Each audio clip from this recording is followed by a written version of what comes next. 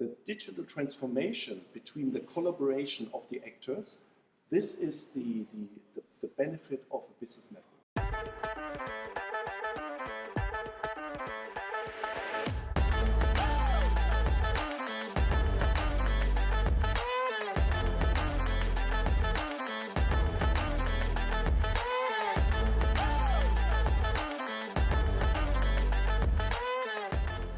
Hello everybody, my name is Sabrina, and on behalf of the Intelligent Enterprise Institute, I'd like to welcome you to our Envision Beyond interview series. Today we are going to talk about business network, what benefits they have and why they might be relevant for the future.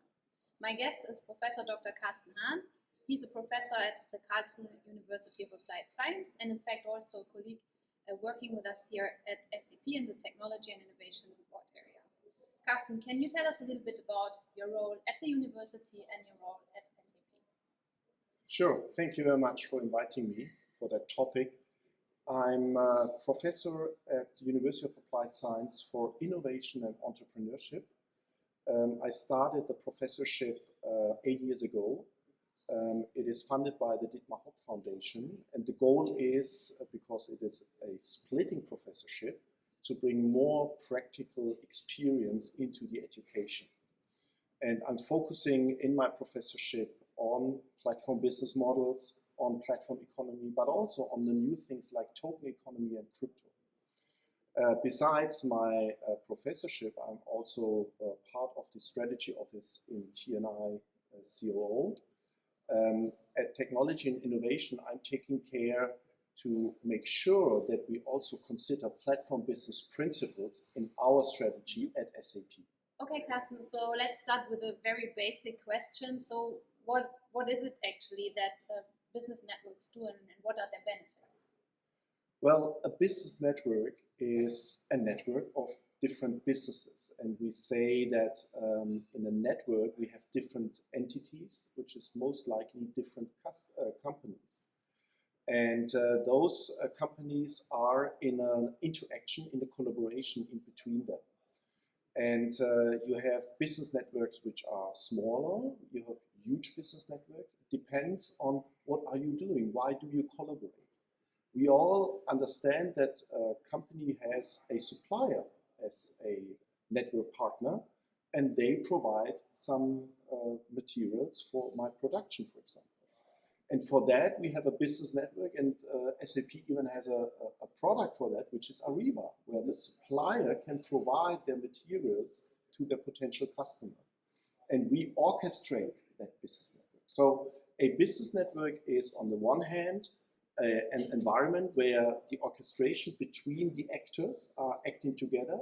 And on the other hand, those who are taking part of that business network benefit because they have more transparency of all actors of that specific network.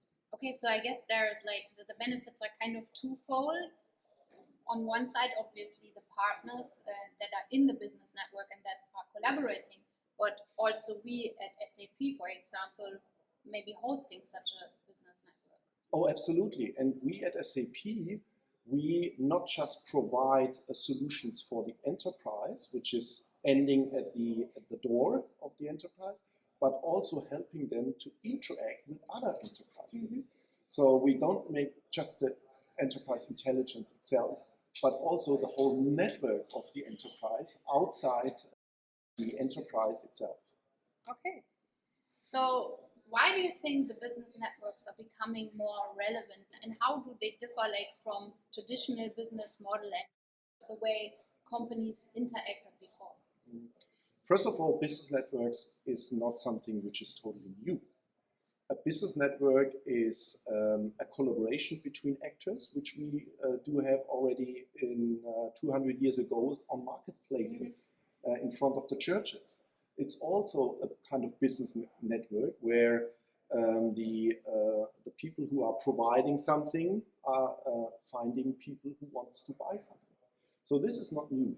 But what makes it new and interesting also for SAP, the reason for that is that the business networks are more and more interacting in a digital way with each other, and not with telephone only anymore or physically, but they do it in a digital way.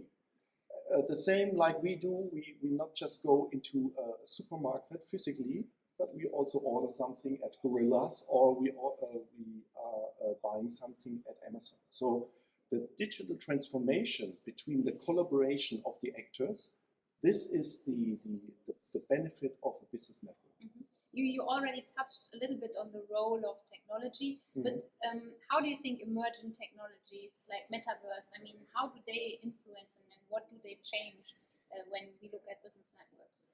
Well, that's a very interesting question, why and how the metaverse are influencing business networks. So first of all, a business network is agnostic. A business network can be physically, can be digitally, and can be also virtually, like in the metaverse. So you can have a digital twin of a physical business network in a metaverse, and you need the same tools, the same interactions also in the metaverse. We are talking not just about the metaverse virtualization, but also as part of the new Web3, then it's going to be interesting, because in Web3 we are also talking about cryptos, about token economy, about how can we decentralize different things. And decentralization means, okay, I have somebody who has centralized an offering and everybody needs to come to it. Or I have decentralized it and it's not the case anymore that company A has to contact a central one to interact. And this is interesting for SAP because we, for example, Ariba is a business network, and we have centralized the procurement between the different actors. Why, and maybe those actors are now interacting without the central element. So this is a challenge, but also a threat for us. Mm-hmm. You already mentioned challenges. I mean, looking forward, where do you see the main challenges in business networks, and are there maybe already some initial learnings from early examples? Well, the big challenge or the big opportunity for SAP also is that there are coming up many new business networks. I would call it special interest business networks. Mm-hmm. We have here in Europe, especially in the B2B area, very interesting examples. Let me give you one example. It is a business network which is called Laser Hub. What is that? It's a marketplace where you can provide laser cutting services for other manufacturing companies who are not, who don't have a laser cutter on their own, but they need the service. And then they can go to Laser Hub. However, Laser Hub, similar to Uber, they don't have any laser cutting systems. They just have the transparency who is providing a laser cutting system or a laser cutting system to really do one specific laser cutting service or laser cutting order. So Laser Hub is one example. There are many other examples. One is very nice, it's a German called example, which is called Schüttflix. So what they are doing is, it's a marketplace for bulk transformation. So if you have something bulk to transport, then you can go into Schüttflix. So you see, we have new business networks coming up, special interest business networks, and it's not the big central business network anymore. The opportunity for SAP, why not providing also software for those special interest business networks? Okay, so thank you very much, Carsten, for joining us today and the valuable insights that you provided. And obviously also thank you for listening in, and we hope to see you again in the next episode of our Envision Beyond interview series.